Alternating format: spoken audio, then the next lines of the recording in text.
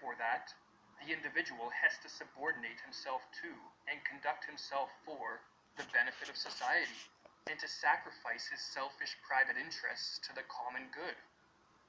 This collectivist mindset is foundational to communism, fascism, and socialism.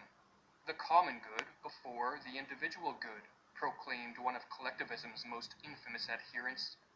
The doctrine of collectivism has been put into practice by many dictators such as Hitler, Lenin, Stalin, Pol Pot, and Mao. Death, destruction, and suffering on a mass scale was the end result in each case. How does placing the good of society above the good of the individual tend towards such unfortunate outcomes? Is it not a display of compassion to sacrifice our personal interests for the greater good of our society? At first glance, collectivism may seem to be a virtuous position to take, but on closer investigation, a philosophical error called the fallacy of misplaced concreteness corrupts the practical application of this ideology. The fallacy of misplaced concreteness occurs when one treats what is merely an abstraction as an entity that exists in the real world. Collectivism, in claiming the individual must sacrifice his or her private interests for the sake of society, takes what is merely a concept, society, and treats such a concept as if it had a concrete existence. But as Carl Jung points out, society is nothing more than a term, a concept for the symbiosis of a group of human beings. A concept is not a carrier of life. In contrast to the individual that has a real existence in the world, society is an abstraction used to represent an ever-changing collection of individuals living and interacting in proximity. As far and as wide as one looks, one will never find a concrete entity called society that we can point to and identify in the manner analogous to how we can identify an individual. Society does not exist apart from the thoughts and actions of people. It does not have interests and does not aim at anything.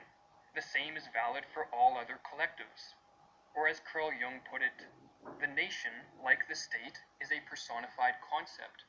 The nation has no life of its own apart from the individual and is therefore not an end in itself. All life is individual life, in which alone the ultimate meaning is to be found. As a society is a concept, it cannot think, act, speak, or choose, and therefore an individual or a group of individuals must be granted the ability to define the so-called societal greater good, and then granted the power to force individuals to act in service of this good. Since the dawn of civilization, it has been ruling classes who anoint themselves the arbiters of the greater good, and so not surprisingly the greater good, more often than not, merely amounts to the good of those in power.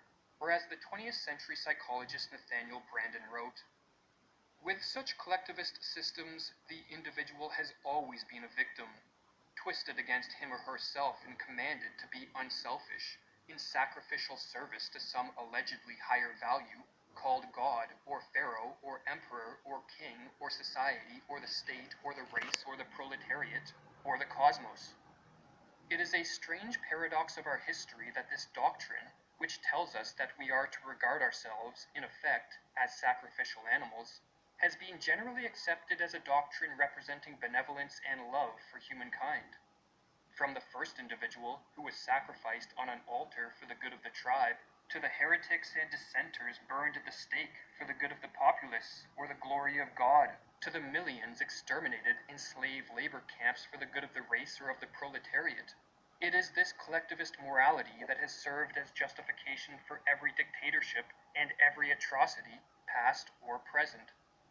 The philosopher Georg Wilhelm Friedrich Hegel, a staunch collectivist who exerted a profound influence on the ideas of Karl Marx, promoted collectivism's negation of the individual with the following words: a single person, I need hardly say, is something subordinate, and as such he must dedicate himself to the ethical whole.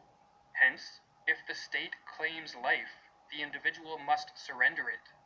All the worth which the human being possesses, he possesses only through the state.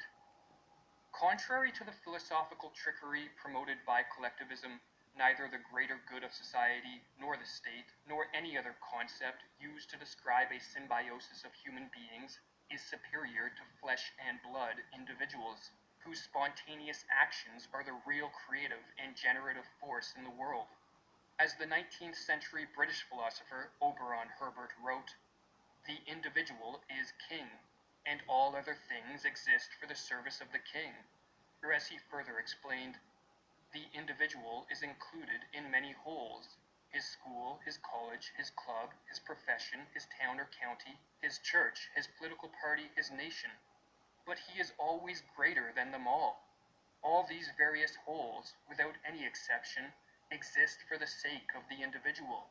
They exist to do his service. They exist for his profit and use."